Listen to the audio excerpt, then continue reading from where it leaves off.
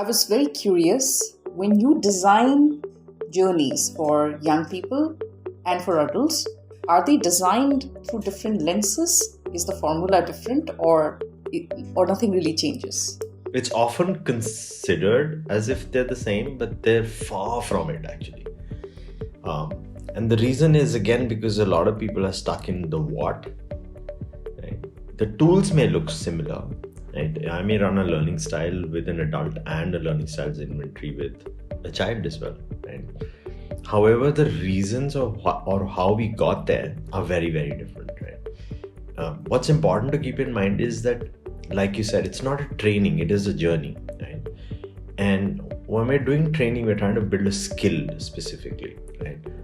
However, a journey looks slightly different, which means that as a facilitator, my role is to create an experience. But once that experience is in process, it's going on, the participant picks up a lot of stuff along the way. It's like you're on a hike, right?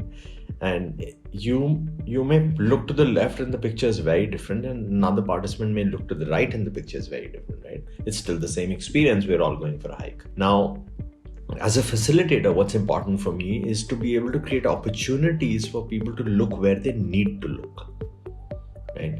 And hence even though the what of it, the tools being used are similar for adults and younger children, the journey itself is really, really different. And not just between children and adults, it's actually different between any two sets of journeys, between two adult journeys or between two children's journeys. Because even the theory of it, the group development theory, will tell you that you pull out one person out of a group that is cohesive in nature, it's been working together, even if they've had conflicts, right? You pull one person out, it changes the chemistry. You put a new person in, it completely changes the chemistry. Happens to us all the time in a workspace. Happens to educators in a school. A new teacher joins, it changes things. A new teacher joins another department, it changes things, right? It happens to us in a family. You have a new member in the family, whether it's by marriage or by birth, it completely changes the entire system, right? So that's equally true for any journey that you would design. For a training, it may not, because the objective is to deliver a predefined outcome.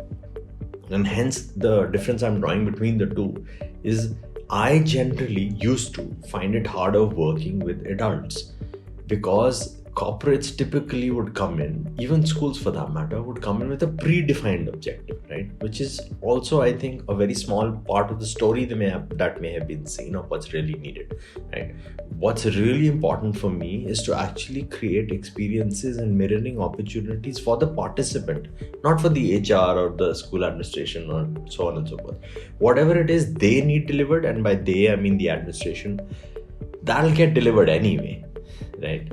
That in a sense for me is the byproduct, right? So the journeys are very, very different. The tools may look similar between the two, so they are designed very differently.